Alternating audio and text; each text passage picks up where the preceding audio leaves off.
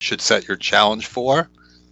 And of course, we have my man Sandro is monitoring all your challenges, and he'll get you on there. Usually, everybody gets to play. I see a few people are lined up, so we'll be getting started in a moment. And as always, as I always tell you, I'm a little bit rusty at the beginning, and I haven't played for a week, so that's the time to get me. All right, Simply Wonderful, you're up first. And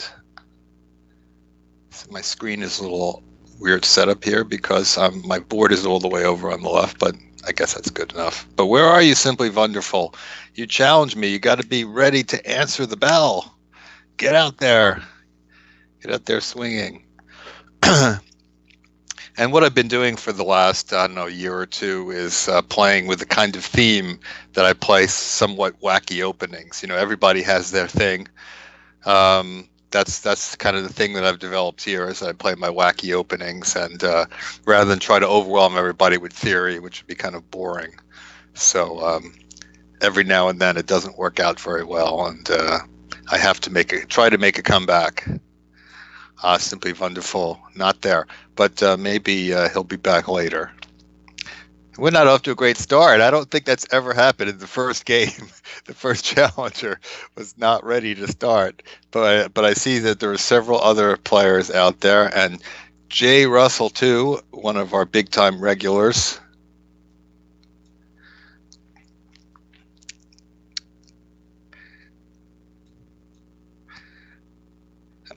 All right, so that's the theme. Bishop f4, yeah. Everybody's bishop f4 these days. Everybody's bishop f4. I mean, you can't get a truly wacky game when somebody plays bishop f4 against you, right? What are you going to do? All right, give me that bishop. That's why they often tell you to play h3 to give your bishop a square. I think in some cases h3 may be played a little bit too soon by a lot of bishop f4ers. You want to kind of gauge whether it's really a threat for black to play knight h5, but in this case it does look like knight h5 is going to get the bishop. Now, I'm not in such a hurry to take that bishop, because when I do, he can take back with the h-pawn and open up a file. So I'm wondering, do I want to play f5? Now that my face is all furry, I always got something to play with here, so I can, when I think evil thoughts, I can stroke my beard. I don't really want to play f5. I'm going to play a slightly funny looking move g6, but this is kind of a clever waiting move because it just defends my knight, defends against these threats on the diagonal, and I can take that bishop at my leisure. Now, it looks like J. Russell 2 is thinking about castling queenside, and before I could even get that sentence out, he castles queenside.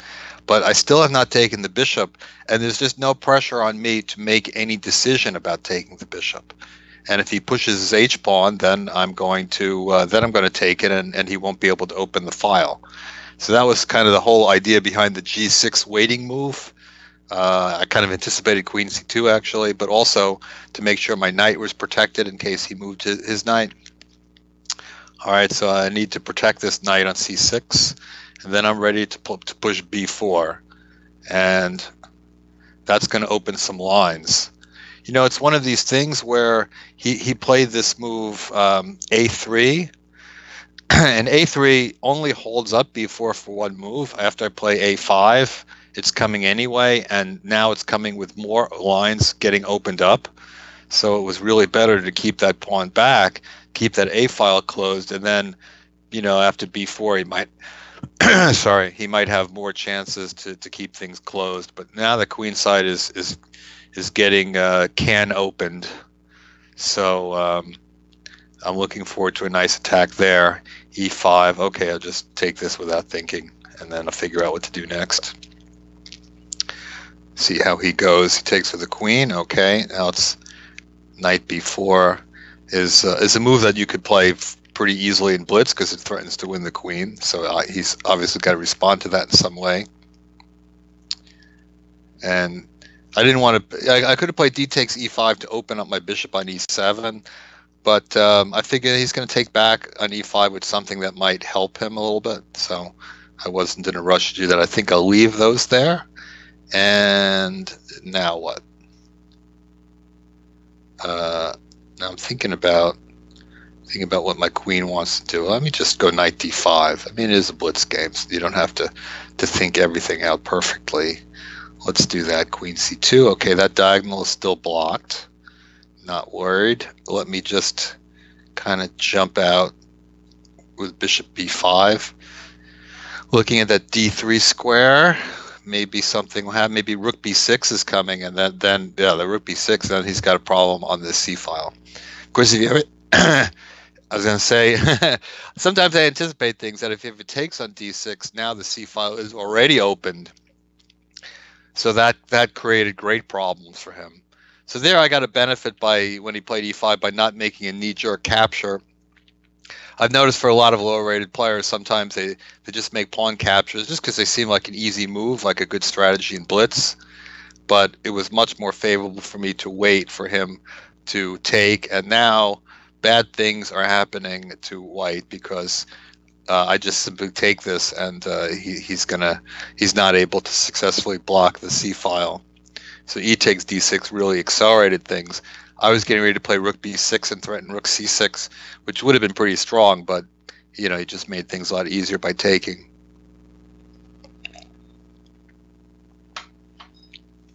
All right. I was going to play rook c8, but you know what? I'll just move my queen. This is not necessarily the ideal square, but I want to bring the other rook to c8 and keep the rook on b8. His king is not really going to run, I don't think, because my bishop on c4 is cutting off his escape. And notice nothing ever happened on the king's side because he didn't do anything to force me to take. Sometimes people will move the knight on f3 somewhere and to attack the knight, but in that case it could have also played g6 and waited. Queen c2, there's really no safe haven for the queen. He moved it away, moved it back. Yeah, there's no escape here. I've got 5 pieces attacking, and bishop b3 is the obvious move, but I think I like bishop e2 here. Bishop e2 is a cutesy move, which prevents him from running, and you see now my queen on b6 is perfect because I'm going to take the pawn at b2 and mate him. All right, off to a good start. It's always nice to have regulars. It's kind of affirming, like there are people that appreciate what I'm doing here enough that they come back every month. But we also get people who either newcomers or people who just come in now and then. And this is Manus. He's up at bat. Hope he's ready to answer the bell. There we go. So that's kind of the theme today.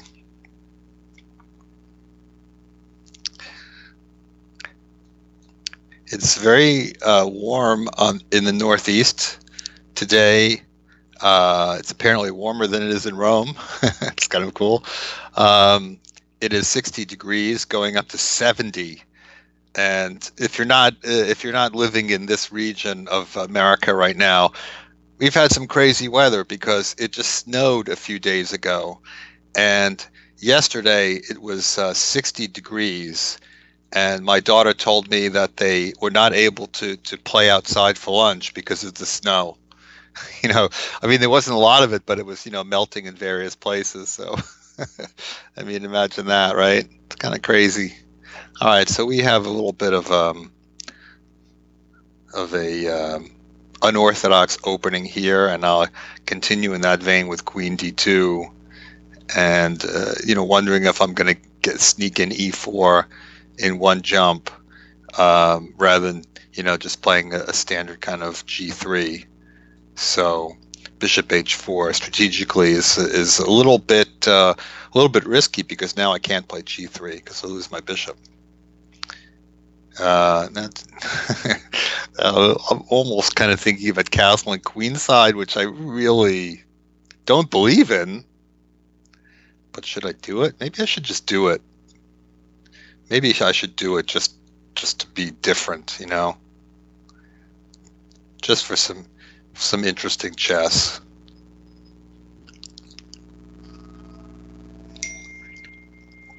To do something that I really haven't done before.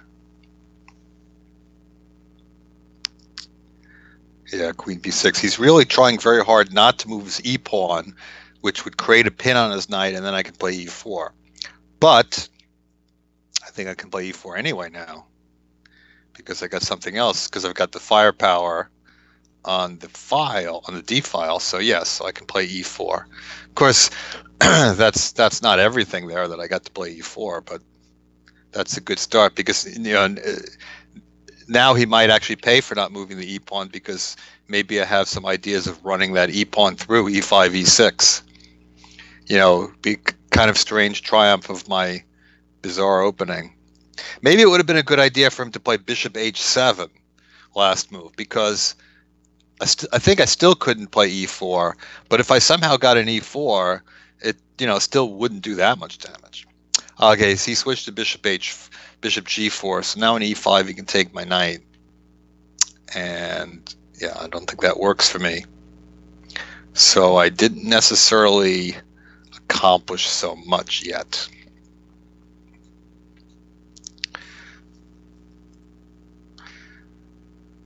So he left as well, and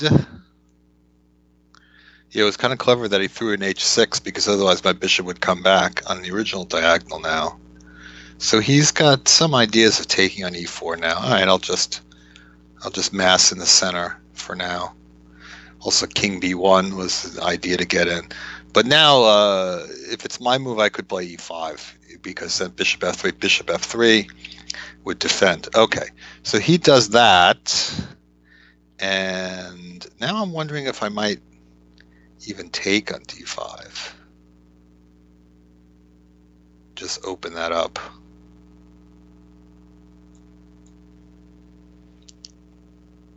And try to pressure the center very quickly.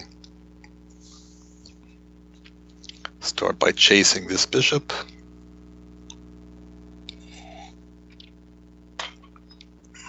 And d4.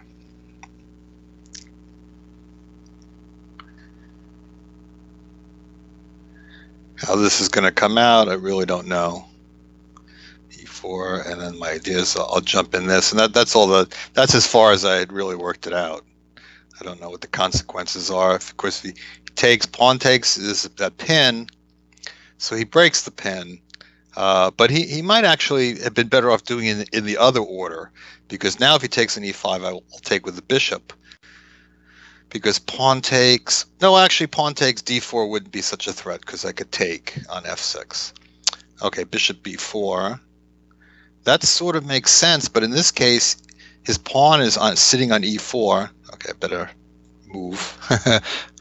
So now he doesn't threaten knight e4. So that's a little problem for him, is that he can't really maintain this pin after a3. So that helps. And maybe knight a4 is actually creating a problem for him, because where does he go? It's probably not that much of a problem. He can go to c7. But in any case, I'm starting to run a little low on time. Let's just play randomly this move, f4. I don't know if that move is a good move at all. King b8. Let's go this way. So I'm thinking knight a4 to attack the queen, but maybe this makes more sense to try to exploit that. Ooh, diagonal now. How do I do this? f5. Let's also fg was good. Ooh, gimme. Boom. Everything collapses now. In fact, it's mate. It's gonna be mate. Yeah, that was a bad time to move the bishop off that diagonal. Yeah, position collapsed very quickly in a game that was otherwise pretty solidly played by Manas. Very interesting game and fairly even battle. Maybe knight b5 was a strong move. It's possible that he had some trouble answering those threats on that diagonal.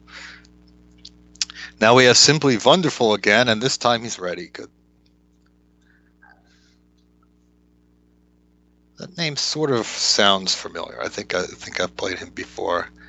And so I'm playing something kind of kooky here, which is definitely definitely very risky variation of the Alekhine, but much riskier, I think, if he had played c4 and e6. But fortunately, he did not do that. I think that's the problem with this move order for black.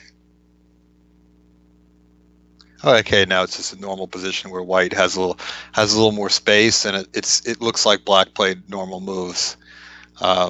We get a very typical type of structure that white is perhaps a tempo ahead because I move my d pawn twice, but the structure generally is considered to be certainly okay for black.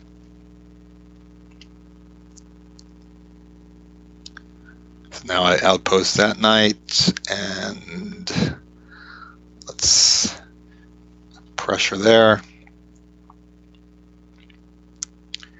Use that e file. Bishop d3, yeah, but are you really going to take it? Is the issue for me, because then I take with the pawn, and things start to hang. And he's playing one of those generic quick moves. I think a3, because he's not really ready for b4, so I play quick move back. He wants to play queen c2. Okay, so my mistake. He did have a purpose there, but he still is not really in position to take the knight. And I'm getting some somewhat devious ideas here. Ting, ting, ting, ting.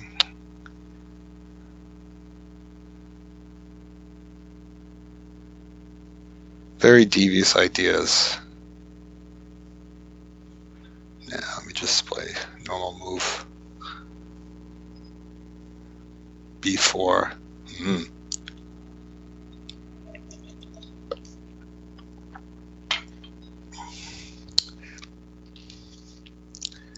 All right, I'll do it. Splits. Very possibly not entirely sound.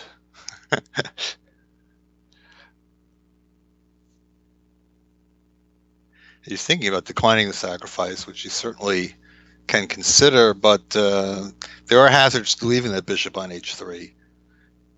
The queen coming to g4, or bishop g2 and queen g4, so there's going to be some dangers there. All right. At the very least, I can see it's not on the face of it easy to refute the sacrifice. And now it looks to me like I just get the piece back. Check and take the bishop.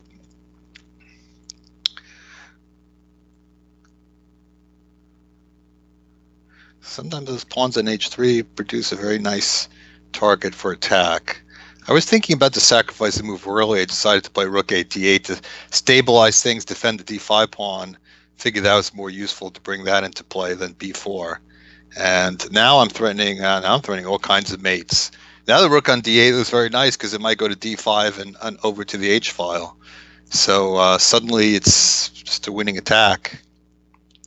Knight a5, knight e5. Okay. Lots of ways I can take that. That seems to make sense to take it this way. Because if he takes back, then bishop e5 is a check. So he plays f3. Now, of course, I can take that too. I also have lots of checks. I could sack my queen if I wanted to be a real jerk now. But okay, I just knight f3. This, that move is just too strong not to play. All right, thank you, Simply Wonderful. That was fun. It's always nice to to throw out a sacrifice, bishop h3. If it wasn't sound, it was very close to sound. I mean, it was white had to, I guess, just defend the knight.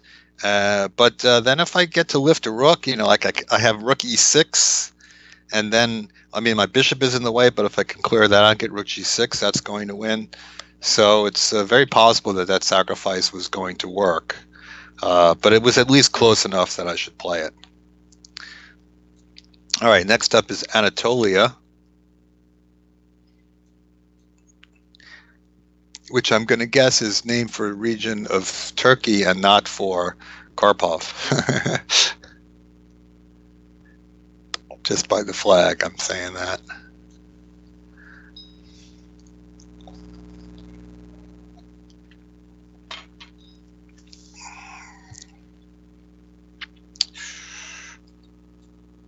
Oops. I had trouble getting that e-pawn out there.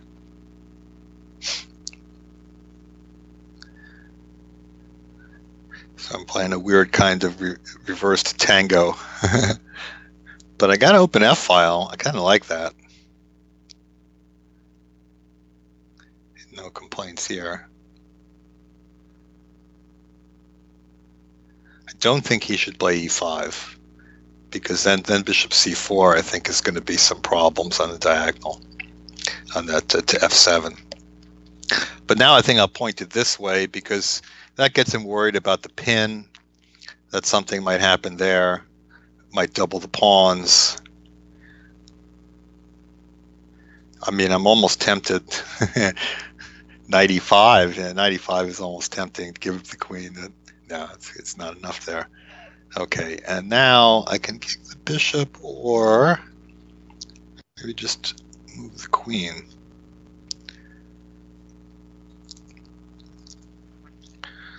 Now I've got some threats of 95. And he's still, see, he's 3 moves from castle. He's got to move his knight, he's going to move his bishop, then he's got a castle. And whenever a position is a little bit opened up, that's always risky. It's a fundamental of chess that is, it's important not to forget about. I think that even sometimes grandmasters get complacent about being able to bring out their pieces, and you know, they eventually run into troubles. Queen d5. Okay, I saw that move, that I always have knight c3 in response. So I think that's what I'll do. And then the queen has to go back, and then I'm ready to jump in with my knight or do something with the queen. Or this bishop on c1, eventually I'm going to introduce him to the game. But my point is that it's generally less vital for that, you know, my bishop on c1 to be able to get in the game than it is to develop the pieces that will help you castle. All right, so let me go. Say b3. There's something I don't like about b3. Yeah, there's something I don't like about b3. No, I think I'll just do it anyway. The thing I don't like is that my bishop can't easily retreat, but I have a feeling that he may end up castling queenside anyway, and in which case the pin would disappear. Well, that's what he did, which is not a crazy idea, because that kind of mitigates some of the issues that he had with the king side not being developed. But still, see where he goes from here. Yeah. He's still got to kick that bishop to be able to move the knight on e7. Now I have some ideas about h3, and so he got out of the way of that. He got out of the way of that because otherwise he would have had to give up his bishop.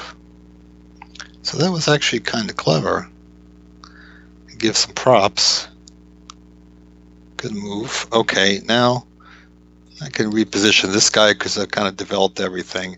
Now I have some ideas about a knight coming to g5 and trying to hassle that f7 pawn, because f7 is a family fork square. It's gonna hit everything if I get in there.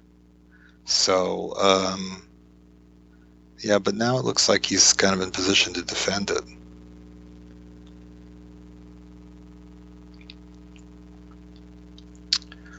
Do I want h3? No, I think I actually Let me play around with my knights a little bit.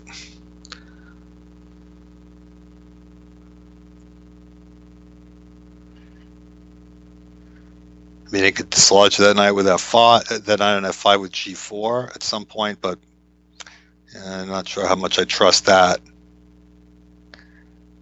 Yeah.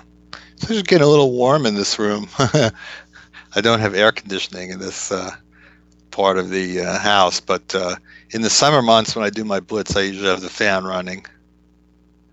I like to play in front of my fans. All right, so Anatolia taking a thought here. I think he could take on E2. I don't think Knight F7 is really a serious move, or maybe Knight F7 then take on D8. I think Black has to kind of chance that. Maybe Bishop H5 is playable, but at this point he's used up so much time that he better come up with something really good, or else he's just going to run out of time. All right, I'm just going to take back. That could be very annoying. You spend all this time calculating something, and then the guy just recaptures. Say, I wasted all that time for nothing. All right. So the question is, where do I go from here? And I think the answer in general is I'm not really going to worry about that because it's a Blitz game, and I'm going to pressure him a little bit on the clock here. Yeah. See, does that do anything? I don't know if it did that much, but I'm going to go wild here because I can. I got lots of time to back this up, and I thought I was going to do Knight G5, but I'm not sure why I thought I was going to do that. All right, let's just go away. I didn't actually get anything from this position, I think, but I don't really care that much because, it's a Blitz game, and part of a Blitz game is that you acknowledge that the clock is an important part of the game. And well, actually, I think I do have some pressure in this position, but I think I'm going to win this game without really firing a shot. Unless he manages to.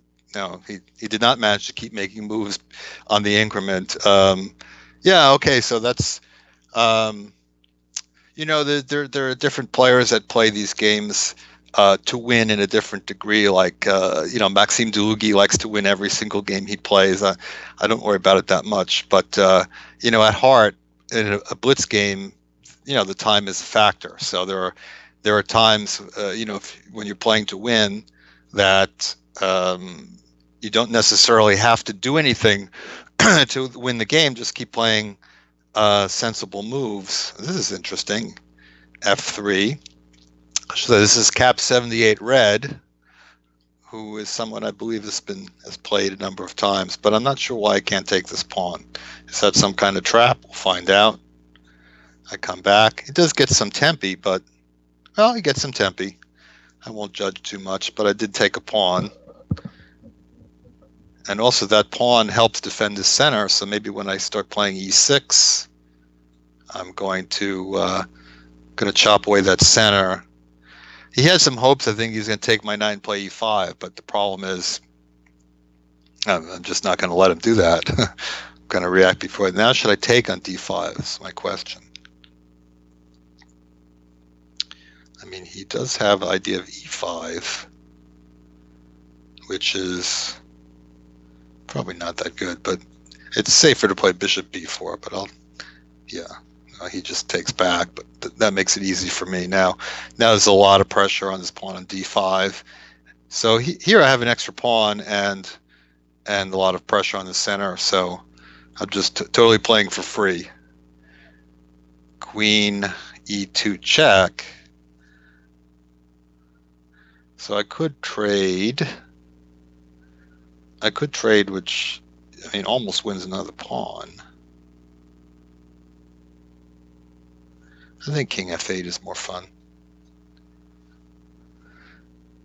So I think a rook is showing up on E8 before anything else happens, really. Queen C4. I don't want to take the knight that much, but I'll take the knight because I think that I maybe come up with some funky ideas here. I'm slightly intrigued by rook a5, but now that I look at it, maybe that's just silly.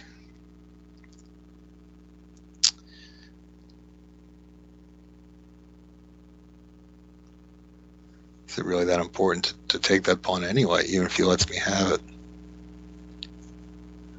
Nah, you know what? I just won't worry about that pawn. Maybe I'll just develop my pieces.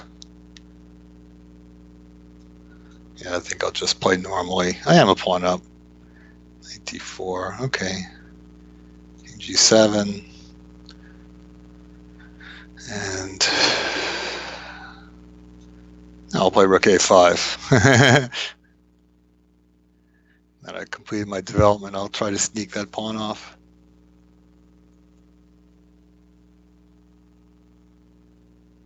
Right, okay, so he does that. And c6.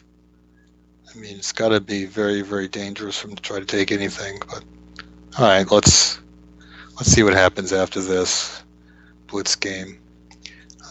We'll give Cap credit that he's played very fast, kind of crazy fast. So he does have that going for him. Yeah, I mean, I probably should have been able to get more out of this, I admit, but well, I'm still a pawn up. Maybe he could have actually taken that extra pawn there. All right, let's go in.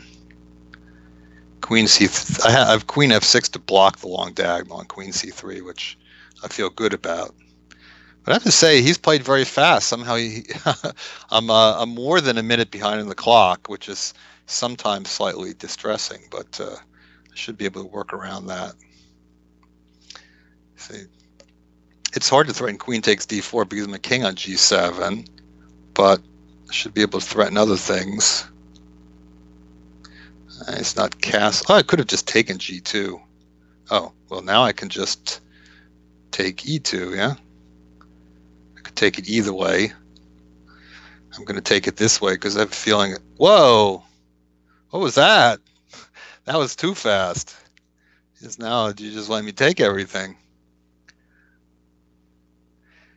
It's good to play fast, but sometimes when you have time on the clock, take a moment to check things, not give away stuff. Okay, but thanks, Cap78 Red. So far, so good. And I see still a number of players in the queue.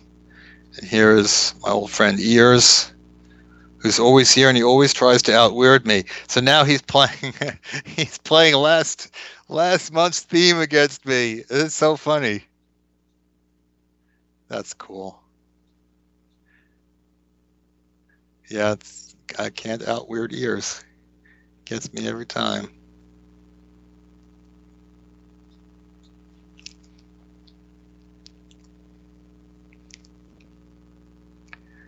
This setup with the bishop and queen lined up and bishop h6 possibilities, I have a feeling that that's like for your average club player, that's like very distressing. They tend to worry too much about bishop h6 or not know how to handle that particular, type of attack. It could, it's one of those things where sometimes the threat is strong in the execution. Okay, but with e6, he's really kind of taking it out of my my bishop on c4. Let's probe the king side here. Why not?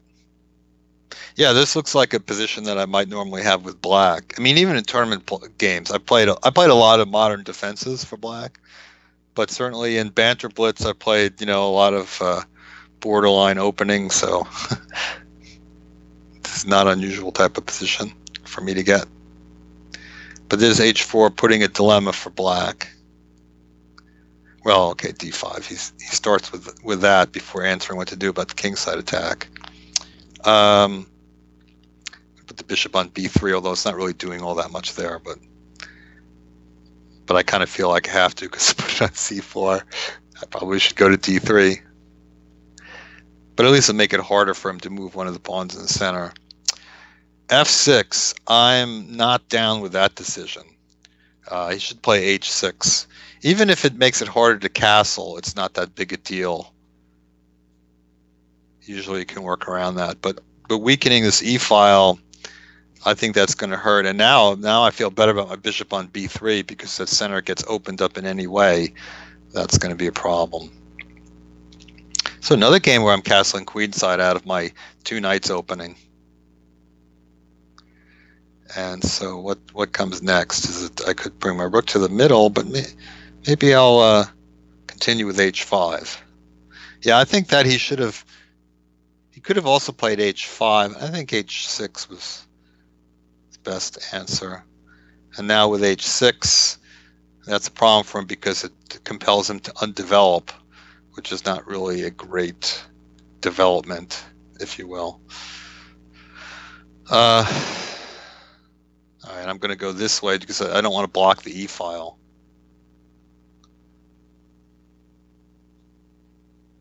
And keeping the rook on H1 to defend the H6 pawn. Oh boy. This is one you don't have to ask a grandmaster twice. This is a pattern. It comes right out that I can take on D5. I can even take on E6. I can savor this one a little bit. Knight D5. Maybe it doesn't threaten as much as rook E6. Maybe that's actually more useful guy to take.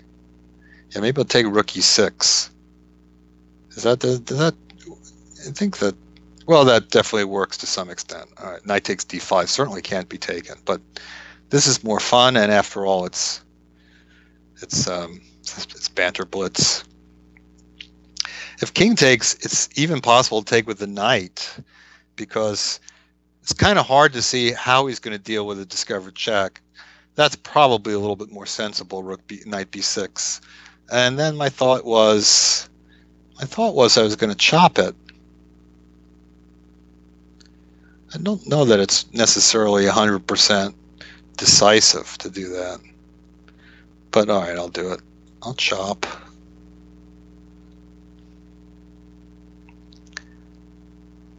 I'm almost tempted to bring the other rook over and sack an exchange on E6 if he brings the bishop out, but maybe that's a little too much. All right. He does have bishop E6 defense.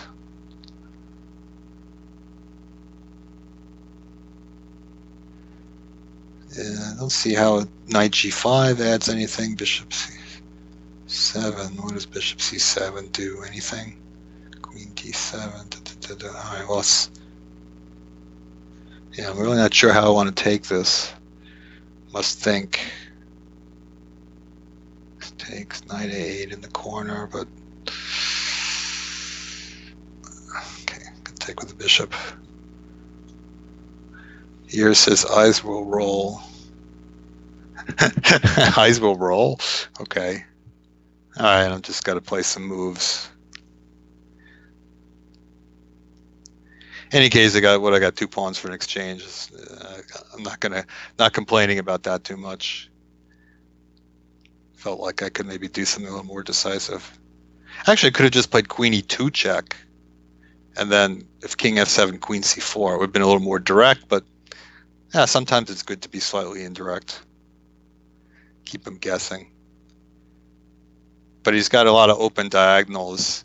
The point is that white has really sacrificed basically nothing, because I've got 2 pawns for an exchange, so I'm really not down any material, and the black king is terribly exposed. So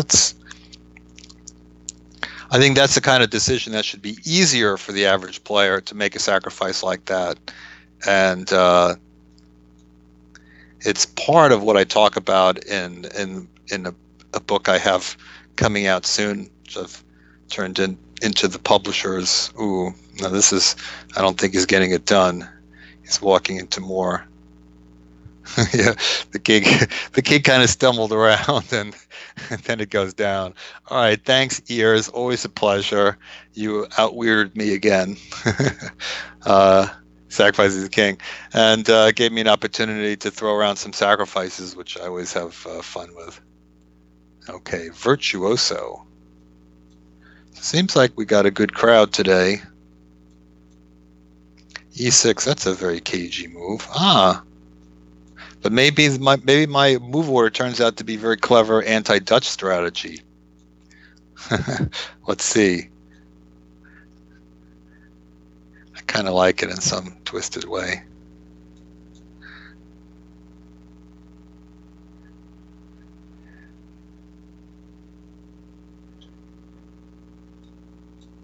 All right, let's go weird here.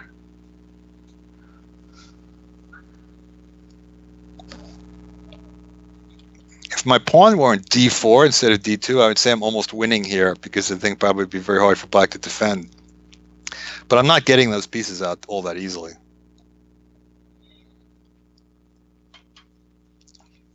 It may be a little much to expect that bishop h7 is going to work here because I don't have any pieces out. And yet, I might still do it. Or knight g5. Also very tempting.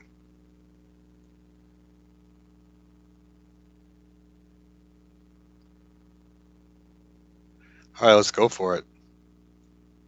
I mean, after all, it's Banter Blitz. All right, Virtuoso, you got to take it. Because if you don't take it, you're not going to survive this position if you're just playing down your h-pawn and your king running around. So that's my opinion about that kind of thing. You're going to get mated anyway. So at least take the piece, and then you can hope that if you don't get forced checkmate, then it's you have a chance. But okay, it's your game. You ever think you got time? Meanwhile, I calculate. So I want to take knight g5. I think he probably is going to have to take it. Then I open the file and I come queen h5. It's not immediate mate, but the big threat is g6, and that creates a mate. And he may not have time to stop it, and I might be able to checkmate even just with the queen and the rook and no other pieces out. That might be sufficient to do it. Oh, the fact that he's thinking all this time makes me really believe in my sacrifice. Very crude play on my part. Sometimes it's fun because I don't get to play like this in tournaments. And people who have been around for a while remember me in my youth. I wrote a book called Unorthodox Openings in the 80s. Started working on that in 1985. It came out 2 years later.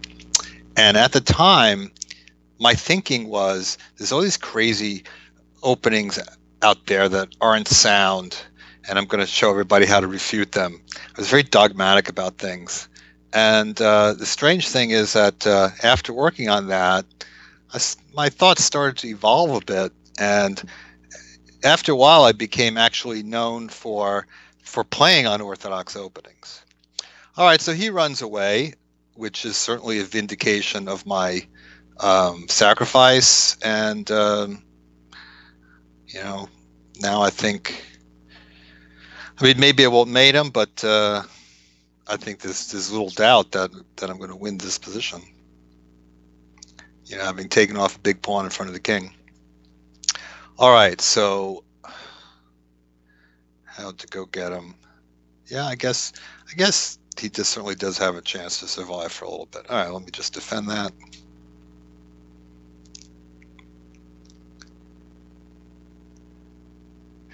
If he tries to trap my bishop, I can always get out with h5.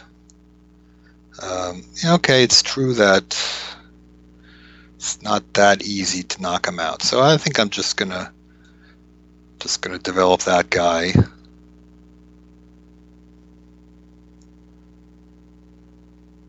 I'm not really doing too much for a knockout here, but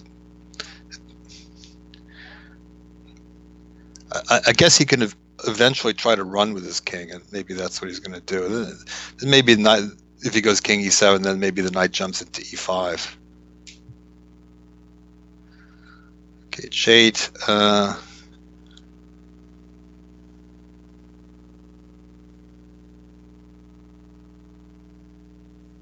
Yeah, maybe I'll play queen d3 now.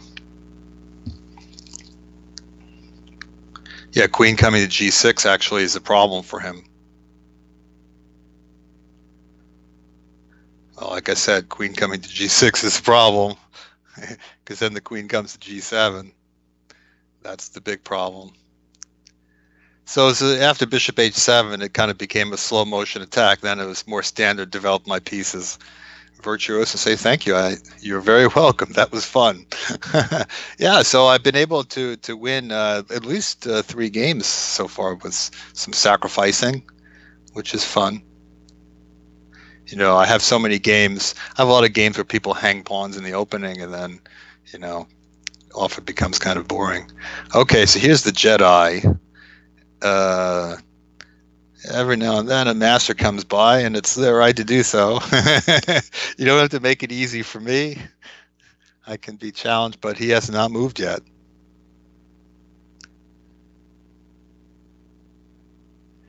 Must be one of his Jedi tricks.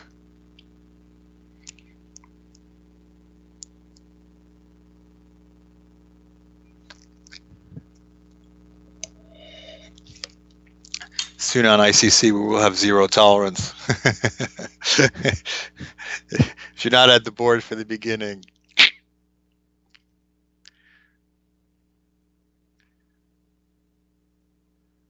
All right, Jedi not ready to answer the bell.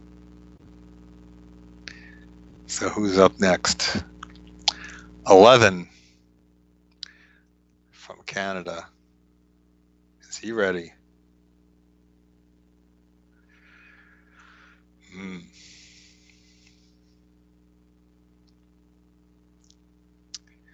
We've had a lot of aborted missions so far.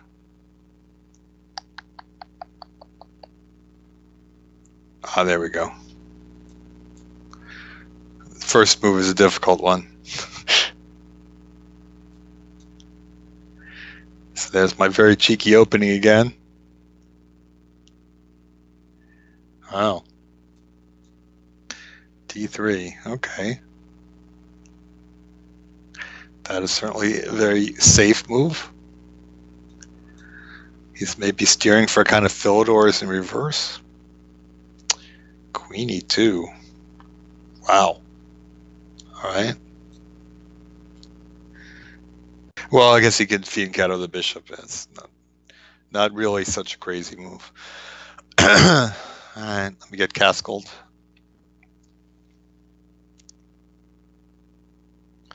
Still, it seems like quite a commitment to play Queen E2. I mean, you can play Knight D2 without Queen E2, and you can always do Queen E2 later or Queen C2. Keep your options open. All right, fianchetto as expected. Or maybe it's to keep the bishop out of C5. I don't know. Could be a recommendation in some book that I'm not aware of.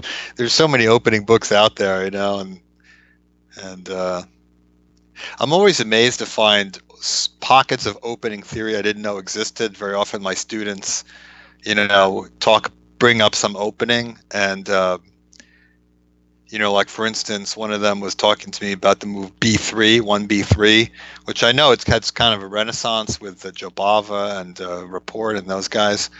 But I'm amazed at, you know, when I was shown all this crazy recent theory that I had no idea about, you know, how the games have developed.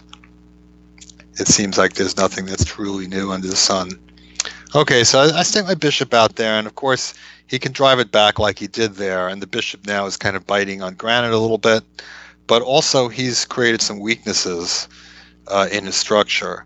Now Knight H4, you see that move, you always have to think to look to see if there's some kind of discovered mischief I can do. Takes and takes. It looks like it's sort of possible. Sort of possible.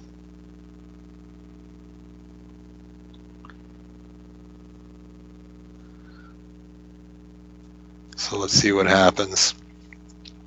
If there is no trick, then the idea is usually just to try to maneuver a knight to F4.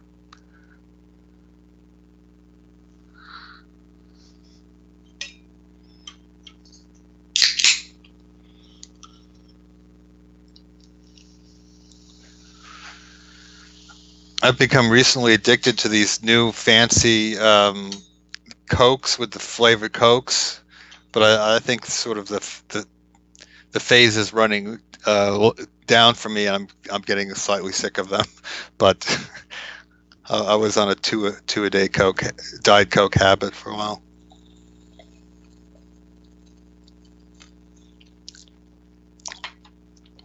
I don't think it'll help to throw in knight g6 because I think I'll take on d3. But if he takes there, I think 94. I'm gonna do it. I'm gonna do it because after knight g6, knight d2, that knight can't go anywhere. The knight has literally no safe squares, and it's fortunately not attacking rook on f8, so don't have to worry about that.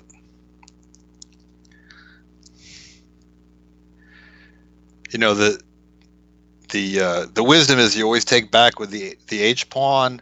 Sometimes people like to take with the f pawn for the file, but it also can really compromise your pawn structure. So if you're not really going to get a significant attack on the f file, then better to keep the pawn structure good. So I've got a little square to go into. He does have two bishops. That light square bishop is unopposed. Maybe it's actually better to try to get an e4 and knight e5, but I just wasn't looking in that direction. I'll admit that.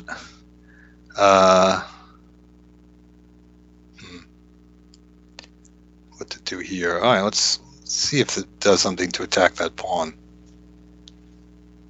Knight doesn't have to go to b3. It's an outpost. It really doesn't do anything. It might be better off going to c4.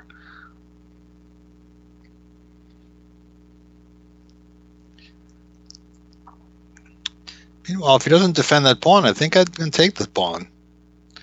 And then there's a lot of other pawns hanging, so it's kind of an awkward move for him to deal with.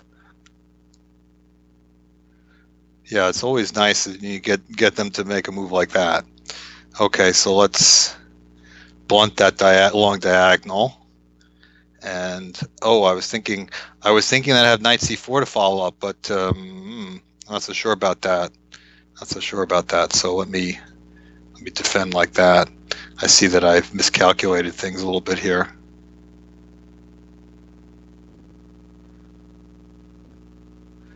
I did kind of forget about bishop f1. So that's a little more precarious than I wanted that to be. I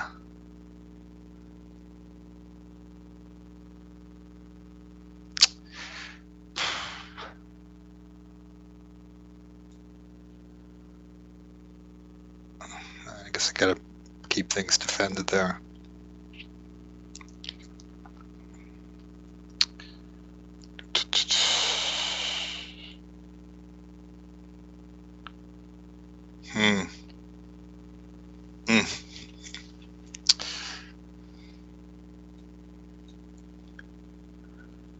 Yeah, I'm gonna have to just go on time mode here.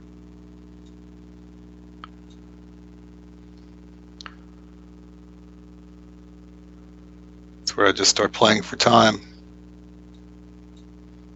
He could have taken the a4 pawn, I thought. Oh.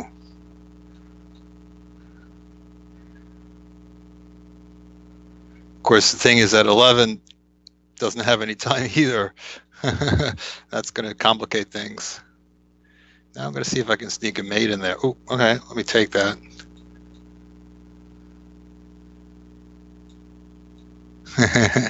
Yeah, well, when the time's running down, sometimes you can sneak in there. King Sack. I've heard that before today. Yeah, that was a tricky game. In the end, I played queen e6. I didn't want rook d7 coming out, but I was giving the a pawn, so yeah, it didn't really work out as well as I wanted to. But at that point, I just said, okay, I just have to make sure I don't lose on time or hang too many things.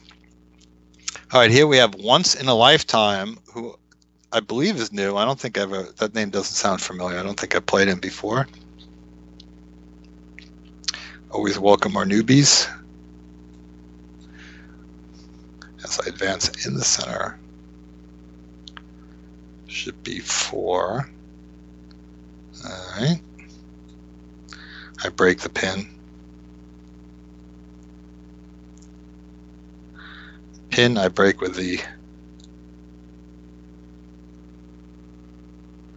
I break with the, I break with the, I break with the...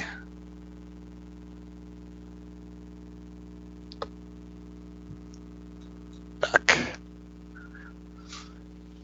You don't have to go back, but you can't stay there. Okay. All right, so I have 2 bishops for the long term. Of course, position is closed now, but who knows for later.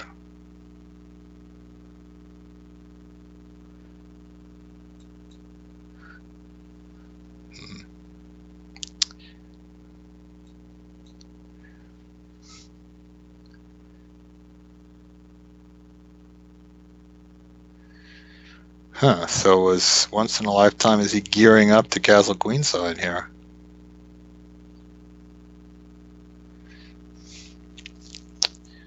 Interesting.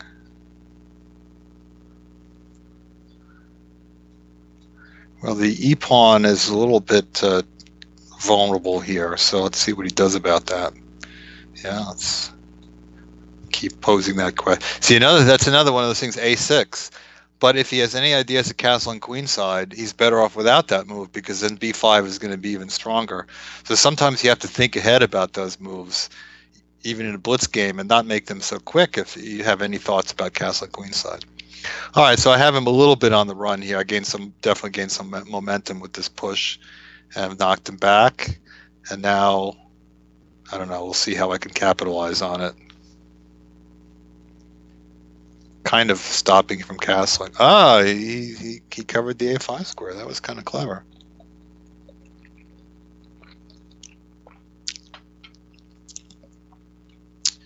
But now that I got him to retreat, now let me open this up.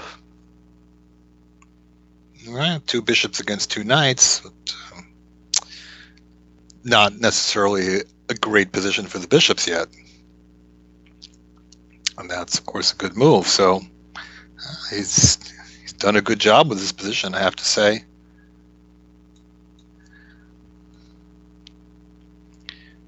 Yeah, after he took my knight, I actually wasn't so happy about my g3 move. Okay, so he stops f4 very forcefully. Also stopped h4 and bishop h3. But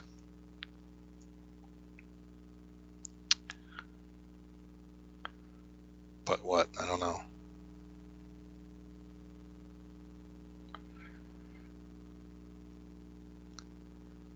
Where do I go from here? All right, let's. Because if he moves the rook from a8, then the a5 pawn hangs, so it's not so easy for him to bring that rook to the d file.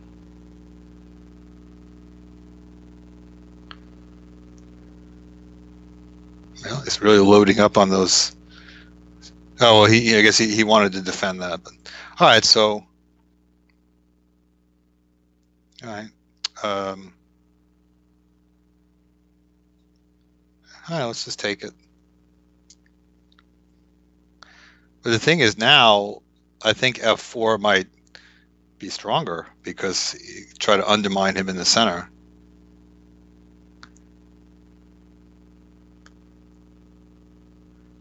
Because he won't have that defended. And now he's not castling queenside.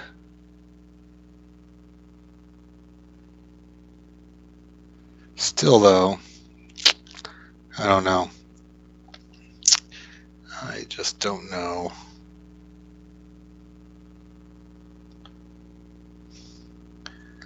Yeah, I'm playing very hesitantly here. All right, let's just do this. Maybe rook c4. Yeah, then he's going back. f4. I'm worried about knight h5. I'm not sure if that's really such a good move, but look kind of annoying. All right, so I don't know if he's going to be able to maintain this. Yeah, but now f4 must be good. Yeah, now f4.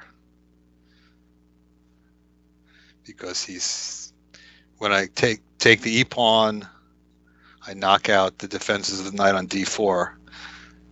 So things are going to start to happen. Yeah, that was the move I mentioned, wasn't it? But what does he do about this? Threatening to take d4, and he just moves away. Okay. So what if I just run him through with that? Can I do that? Does he get any attack on my king? I should be defended. My queen is helping to defend g2. I think it should take him a little while to get things going. Maybe not that long. Okay, all right. Maybe not that long. Yeah, okay, a little thread here. Hopefully I got everything defended. Now my rook on c4. What am I going to do? I'm going to reposition that. Maybe d6 ahead, I don't know. Don't have a lot of time, so pushing this along here. Okay, but I think I should be happy to take that because now I can put this up here. I think that's going to sting a little. Queen h8 coming. And I have that. The double D pawns.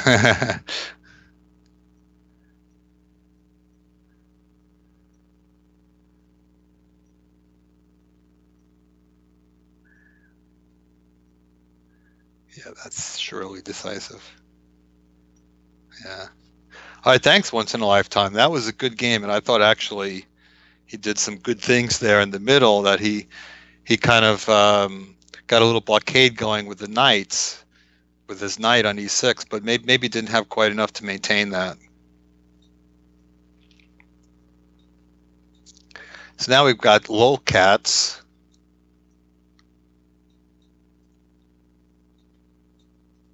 And he's playing very quickly. He's got this.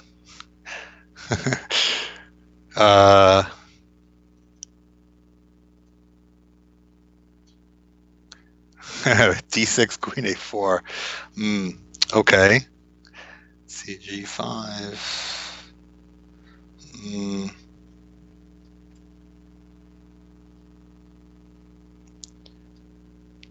B5. Interesting. All right, let me just castle. That way I won't hang my bishop.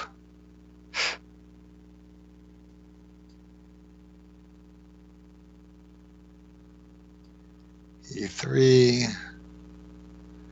I don't really want to sacrifice a pawn here. Does G5 do anything? I don't know, trust G5. I think I'm just going to play this kind of cautiously.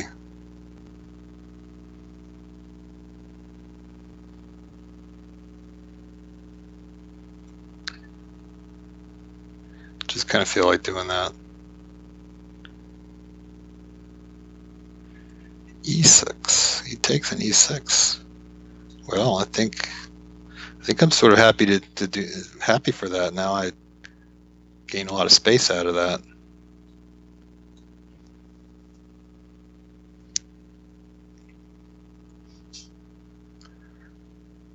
Well, I may have miscalculated slightly on that one.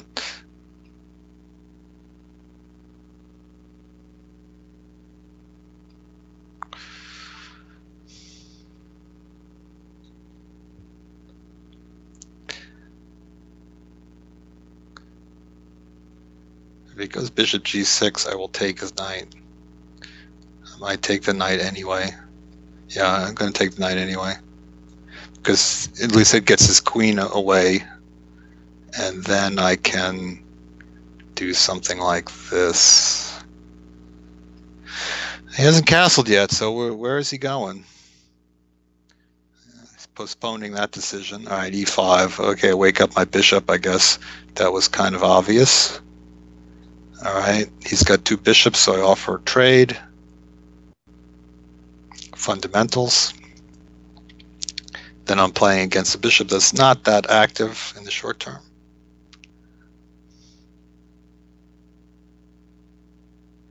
Could play e4, but then I at least get d4 square.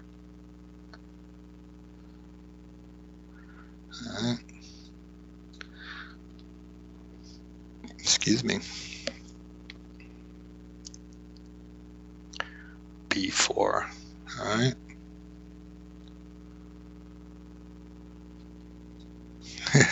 There's my a6, but I'm not castling over there for sure. I don't know if I really needed that move. But where's my knight going? My knight's coming around anyway, I think.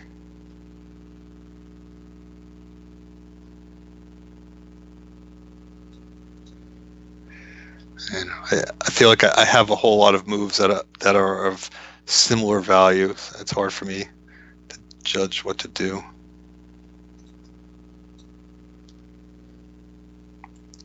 I don't want the queen to come into c7, so that's why I'm walking into this pin, which is perhaps not recommended. But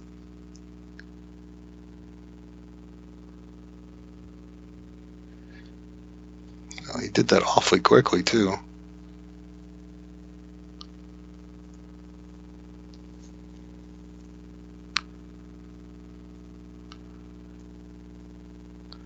And I was just deciding not to worry about that.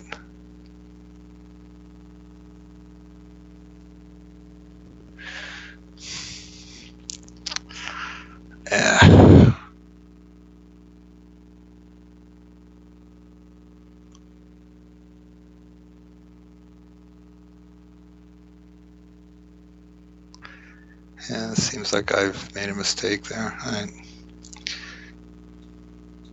So bishop takes, knight takes, queen takes, bishop f3. I think I'm losing a piece there, so I'm going to go in a different direction. Let's see, c6, queen d3. So I'm going to do this, which hopefully won't be terrible. But also, whoa, oh, it attacks my knight. Okay, I've used up all my time, which is really the biggest problem. Is that how I can win this game with the time? I don't know.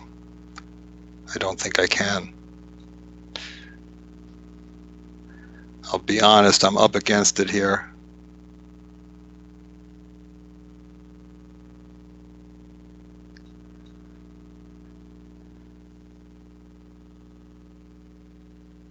Six, okay, defend.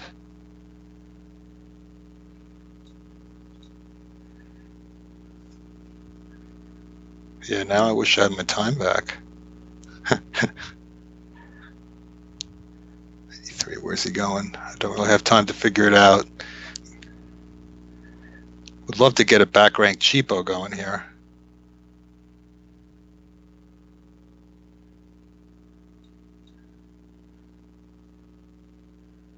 Unfortunately, his queen is not quite. Oh, is it trapped? Well, it's sort of trapped. It's not really trapped. But yeah. Glad to trade it though, I think. Okay.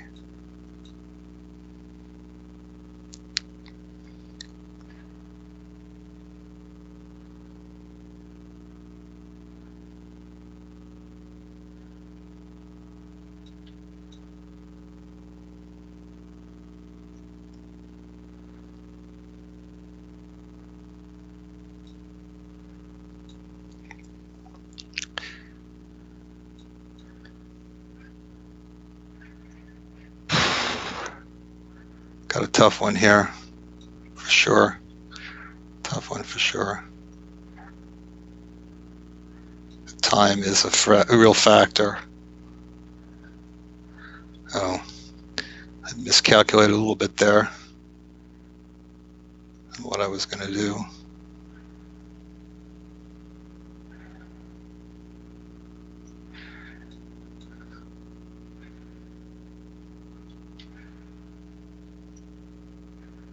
Okay, I'm sort of happy to get that trade, although I don't know if it helps me that much. Because generally, you're a lot happier playing with a rook off the board the rook can do a lot more damage against the minor pieces. So also a lot easier to play time pressure. But that A pawn is going to be a problem.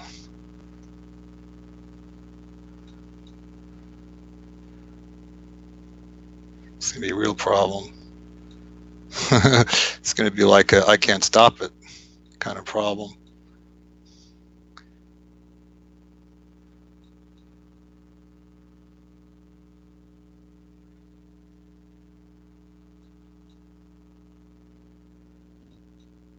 But this H pawn is actually not going to be that easy for him when I have a rook, I think. Where is he going? Oh, that's what he wants. Okay. Okay, so maybe I can make a draw here.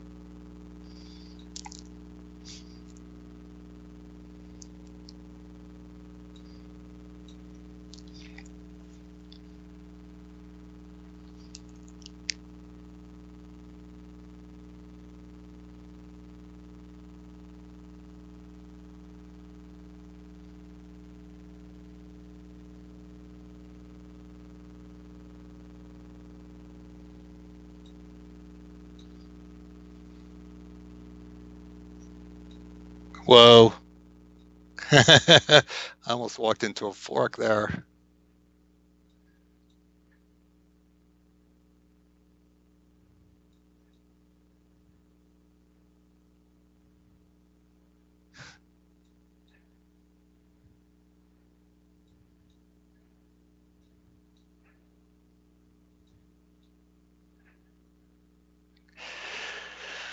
Okay. Rook against knight is a very easy draw anyway. I'm too stressed after all that to try to win. That was a rough game. Yeah, he called my bluff on that e4. You know, the problem is I'm so used to like people not checking me on my tactics, and I felt that I was running into e4, but he made me pay for it, and then I had to scramble after that.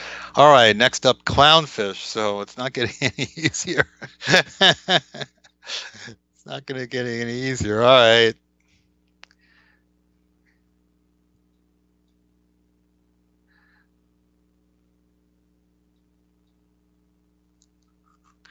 Let's see what happens. Headed for an Endspiel.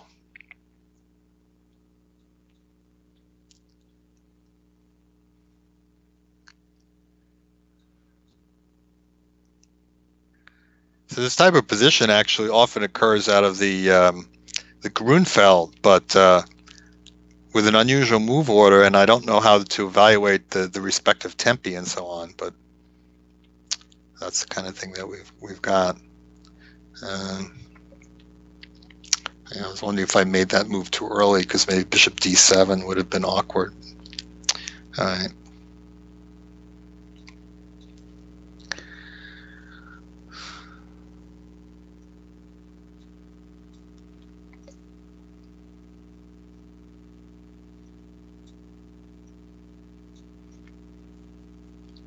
I definitely can trade that bishop, but I think that if once I get my bishop to f4, I feel like my bishop is maybe doing more than his. In fact, both my bishops are doing more than his. That's about what I got here. Although, maybe after his next move, after bishop e6, that's not necessarily true. a6, and all right. Let's bring this back this way and see what that leads to.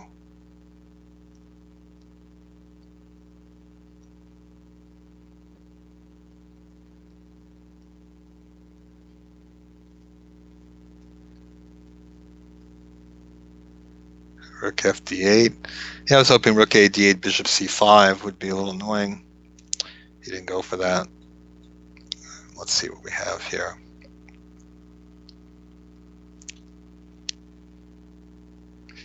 Is the bishop on e3 slightly better than the bishop on g7? Probably. Doesn't make much difference. I think this the A pawn coming to the B file. Maybe I can play for B4, B5, some play like that. I feel like white has a little bit of play in this position, but of course it's very simplified. Maybe it's objectively nothing. Bishop F6. Okay, I think I see where he's going.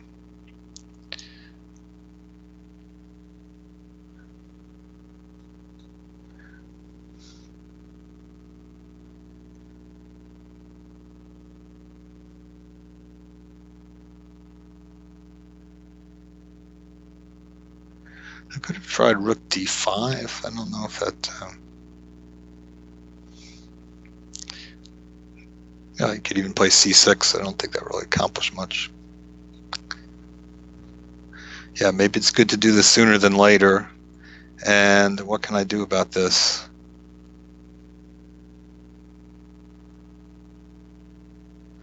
I don't think I'll get anywhere by trading, so I'm going to keep the rook on the board. Still not sure what I can do there. Could be headed for another draw.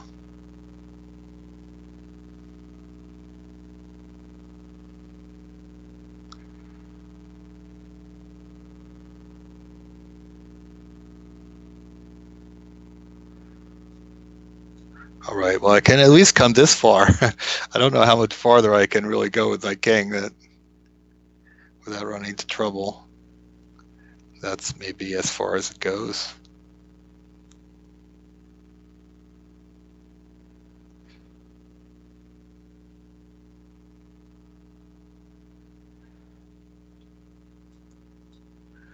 Yeah, I don't really see where this is going, I have to admit.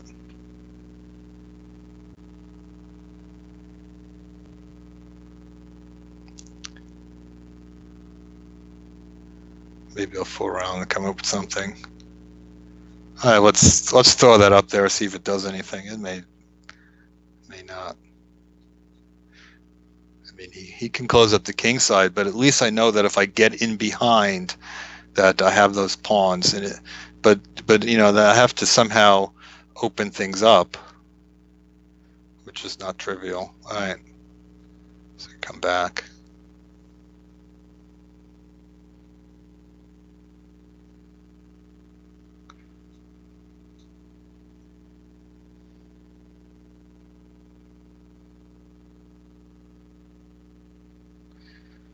And what would the plan be? Oh, I've got to push c4 and b5, and I don't even know how that's going to work, but it's really kind of the only plan. He is short of times. All right, maybe I can exploit that a little bit.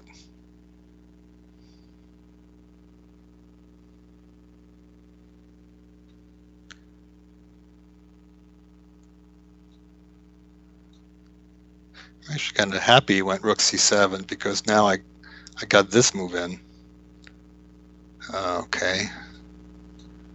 Where is he going? I should have played bishop b6 first, maybe. Yes, I should have.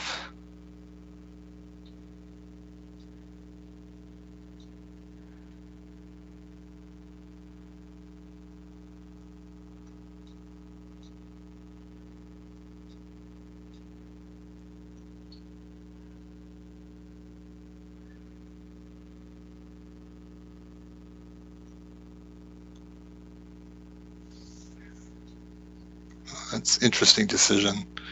All right.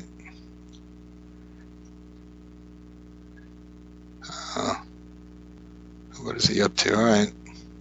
Sometimes the best chance to win this is if your opponent gets an idea that doesn't work out.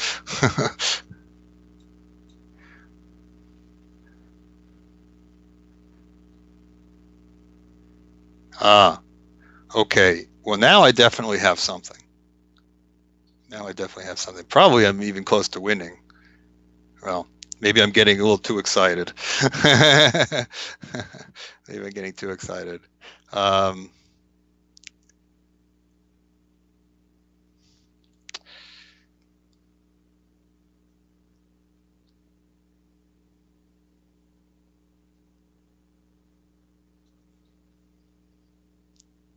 but he's got very little time.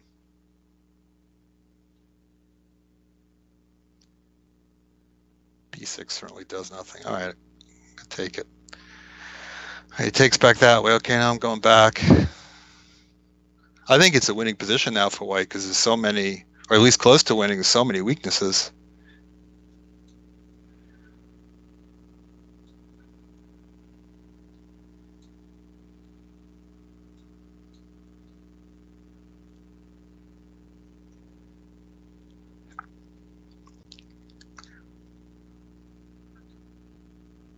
All right, I took something. Looks good.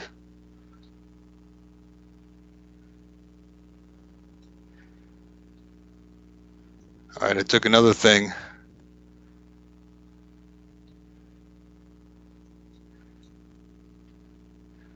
Now I'm just going to defend everything.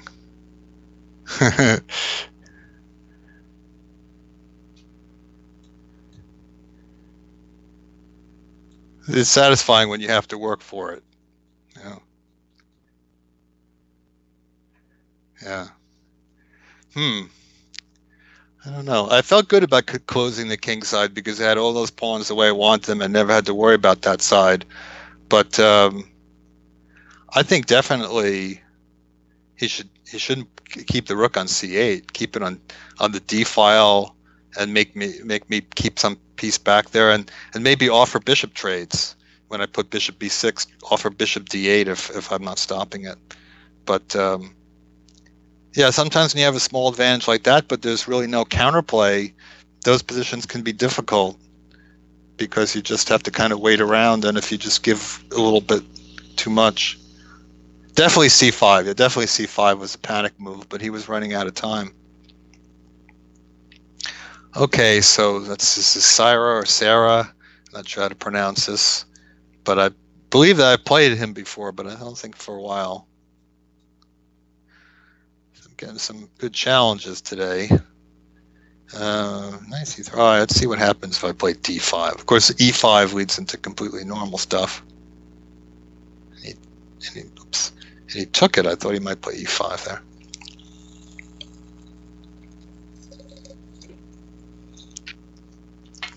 All right, it seems like he just wants to play very fast. All right.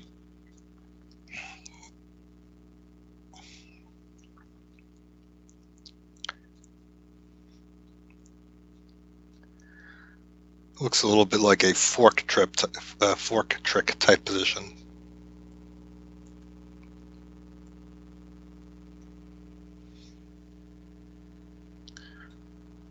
So this is my idea. So let's shift my queen over to the king side. And I like that in conjunction with my bishop on d6. Although his bishop is kind of helping to neutralize that a little bit. But maybe I can play now f5. I don't think the bishop will be so happy on g3 against pawn f5. Moo-ha.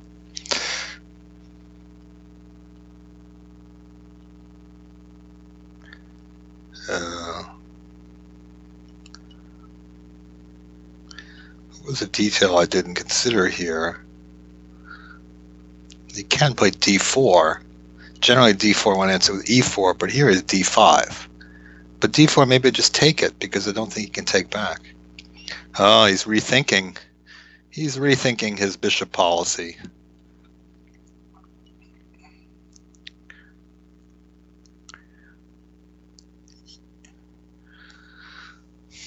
Let's see, is e4 a good move here?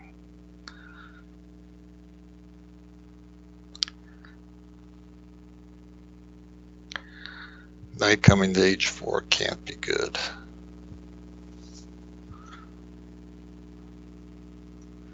Take knight d4, but that runs into things. All right, I'll do it. I mean, I'd also have a good game, queen g6 or f4, any move like that. So I don't know. But I'm trying to exploit the bishop on g5. Okay, natural move, but what happens on queen e5? Double threat. That's what it was all about, is to exploit the loose position of his pieces. Because if I waited into the move, he was going to move the bishop away.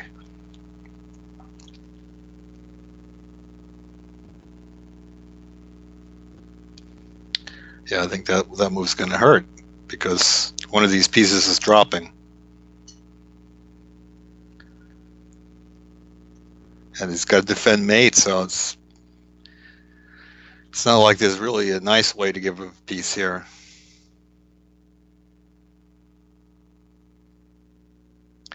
So that's one of the things. It's blitz, and you want to play a quick move, but knight d4. But what else? What else other than knight d4?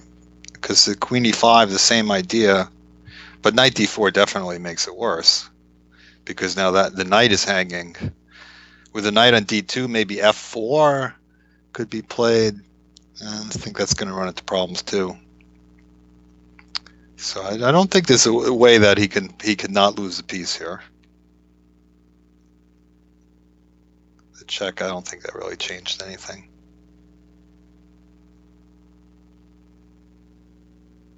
Nice to win a game by developing half of your pieces.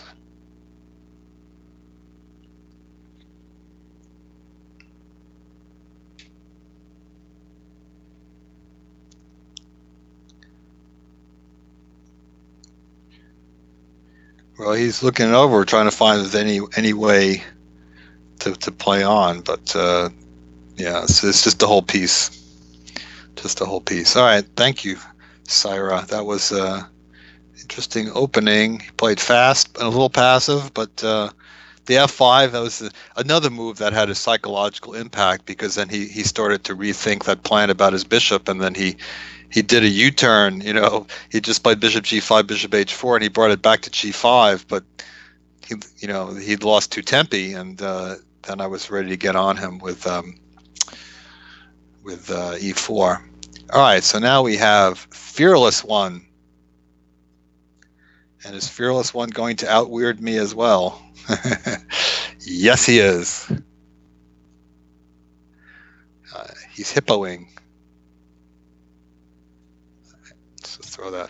I played a lot of hippos, and I always like to stop that with h6. I never like to let this happen. Yeah, I think that's quite dubious because now those pawns are hard to defend. I think Fearless is going to find. He may be fearless, but he's going to find that out. Also, it's not easy to castle. So yeah, that's a knee-jerk reaction to h4, h6 in almost any situation. g5, huh? What if I take it?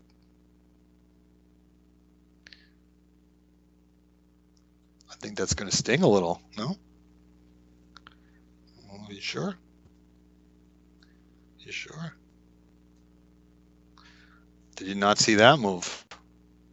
I think he did not see that move. He's playing as if nothing happened. I appreciate that philosophy. Okay, I think this is a position where I just go in and get him. Open up bishop h7, and I think that's just gonna.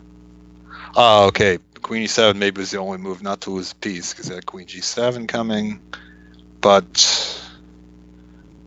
what? Maybe just bring my knight over now. Take that g pawn. Okay, 11 trade queens. It's going to be a couple pawns down.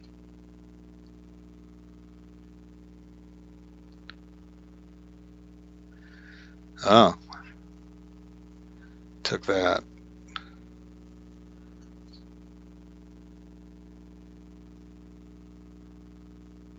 Couldn't I play knight takes? Is that queen g7? Oh, can't play queen g7. Threatens knight h7 probably.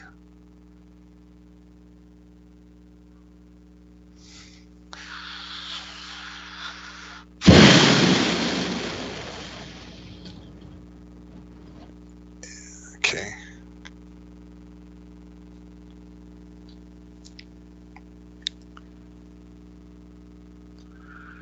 Yeah, surely this has got to set up a decisive threat.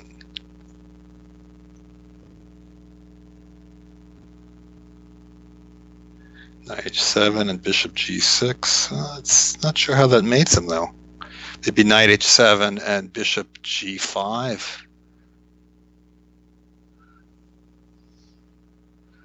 Let's try it. I am kind of bunching my pieces in there, but I don't think that he can really survive that.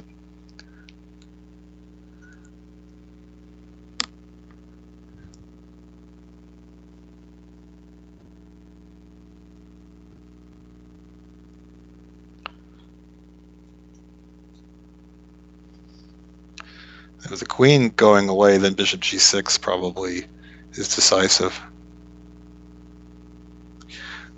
All right, that can't really hold up, can it? Takes. That looks like mate. Takes, mate. Yeah. You stick enough pieces around the king, you know. Clang. That's cool when you got a big attack, but you know your opponent isn't expecting mate 1 to happen. So thanks, Fearless 1. But if you want to play the modern defense fearlessly, you have to answer h4 with h6. At least in hippopotamus position, you know, if you have a knight and f6 is different, but in that hippopotamus setup, you don't allow h5, where you can't play g5. All right, another neighbor to the north, drums.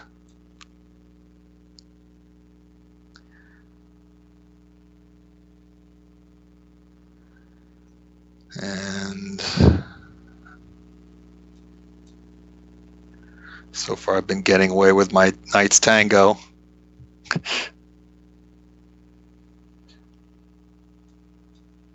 It is a bit dubious, though, I have to admit.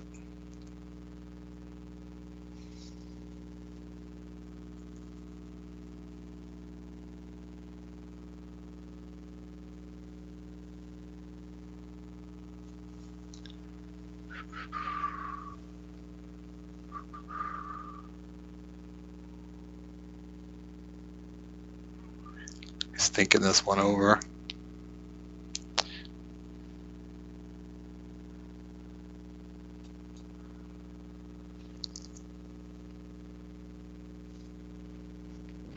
Yeah, basically I'm just transposing it to a bad line of the Alekhine. It's a high price to pay for being stylish.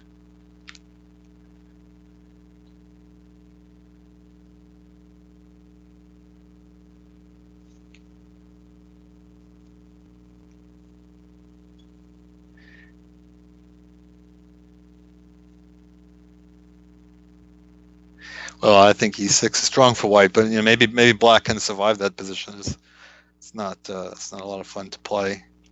This one, however, I can take the pawn on e5, and my knight on c. If he trades knights, then my knight on c5 has a square.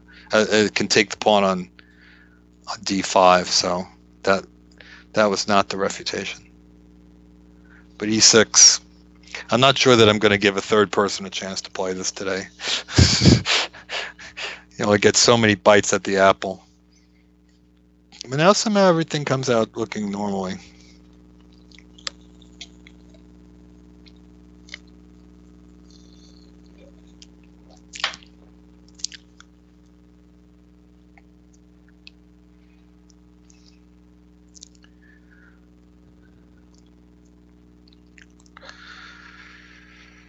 Okay.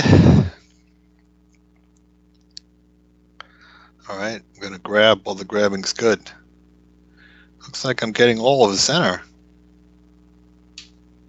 All right, grab. Well, I'm sorry, but you know, when you sacrifice 2 pawns in the opening, I don't think you can trade queens. I think you got to keep the queens on and hope to use your development like that, because I'm not going to overcome 2 pawns in the end game when I have perfectly solid structure.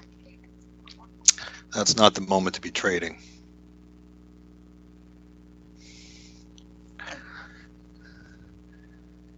All right, it's positioned for the end game. Give him credit.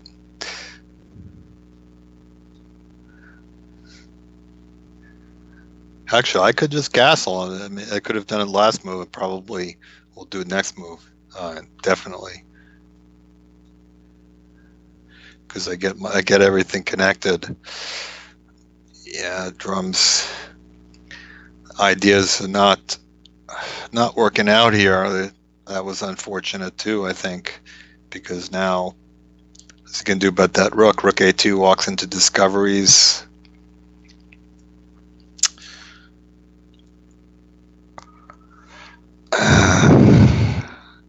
I mean, I could just basically move the knight anywhere, and I think. Well, I guess he has rook d2. Rook d2 is a safe square.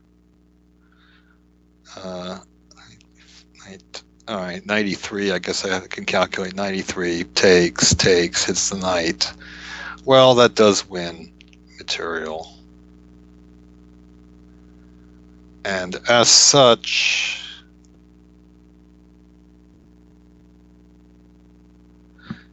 I don't really have an excuse for not playing it. So there we go.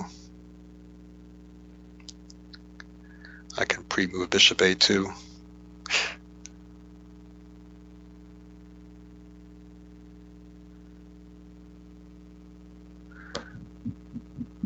Also time ticking away on drums. Bishop a2. Takes my bishop, I take his knight. And I'm up in exchange. If he takes an e5, I get to trade rooks, and that makes it easier. So, okay. Thank you, drums. You had the right idea to exploit my knights, but yeah, e6 is the move, because I take with the pawn.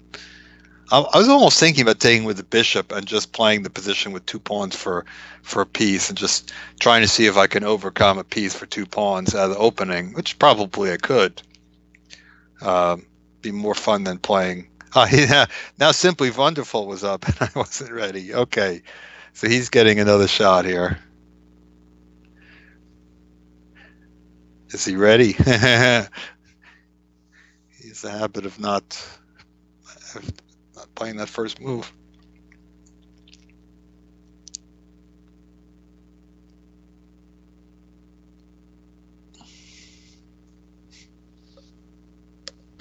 I think I'm going to have to get the fan on here.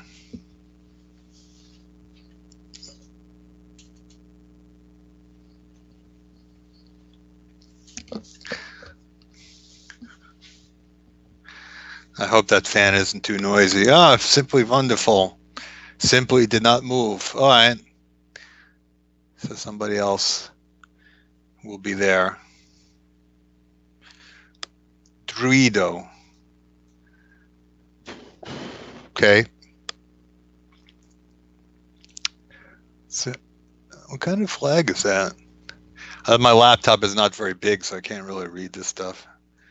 D4. Now, if he plays D5, okay. 95. Somewhere out there, there's a young man named Alex Eagle from a school that I would teach at, and he invented the system for white. And he playing it, like at the 1,000 level, and was very successful against other kids. He called it the Eagle Attack. So this is my little homage to young Mr. Eagle. 95. It's actually, has a little bit of poison, especially at the scholastic level. When everybody takes things, black takes on e5, it's, already running into some problems. And I think that Druido is maybe running into some problems here. Maybe not. I think he needs knight h5 to work. It looks slightly iffy to me. Knight h5. 94. No. I guess it could be some compensation. Could be some compensation if I take knight d5, e6. It's quite interesting. I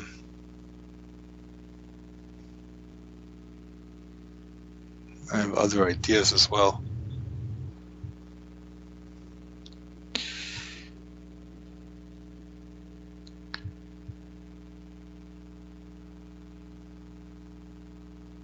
All right, I have a plan here.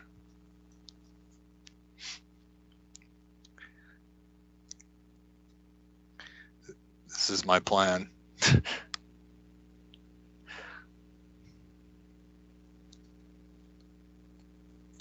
My thought is I'm gonna try to give him triple pawns and laugh at him. That's my plan. Or I'm gonna take this pawn on f5. On e4 rather. Sorry.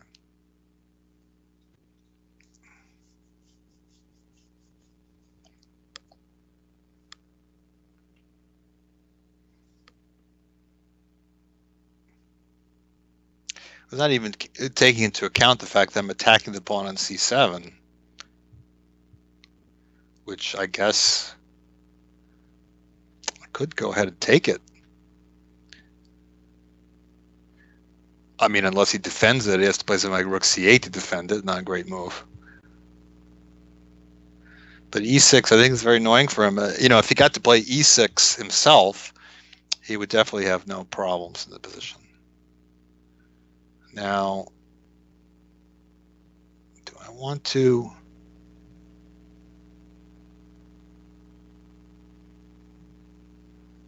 I mean, I think that I actually do want to take that pawn, because even if I lose a little time by grabbing that pawn, now I have a queenside majority. Now I don't want to let him play e3.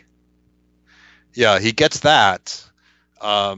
Well, actually, maybe I can throw in bishop e5 here, because that attacks the rook. And then I can trade that. I don't mind that. Okay, I'll throw that in. If I'd done it last move, though, he would have had e3. I didn't like. But now he's just got those ugly pawns, and that's his majority. But I have a nice queenside majority, so probably if I just trade lots of pieces, I'm basically winning the endgame. It's kind of a nice position to be in.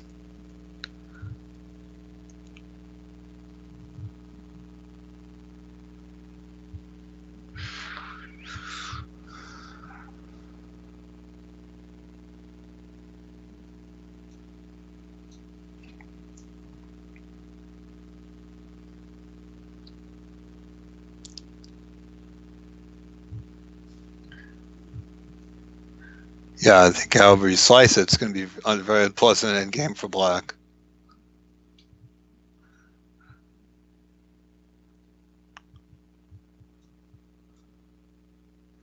Now it's sort of like the phantom castle on the queen side here.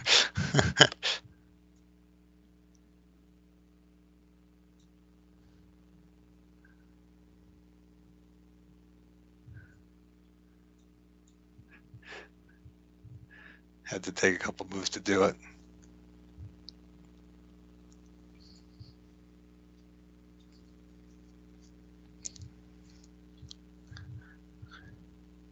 But I think I should be able to win this position just by trading a lot of pieces. Bishop d5. Okay, that's a trade that I won't make. That's a trade I won't make.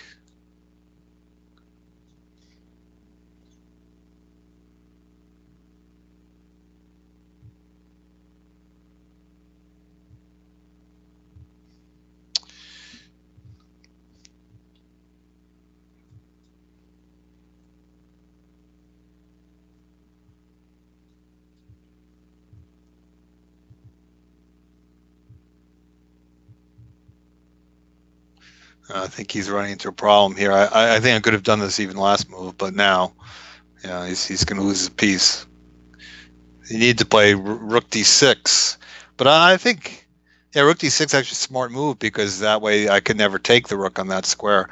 But I think that I'm eventually going to win the position. I mean, the pawn structure, like if I get any kind of ending when my king gets to d4, then I could just maneuver my bishop and take off the pawn on e4.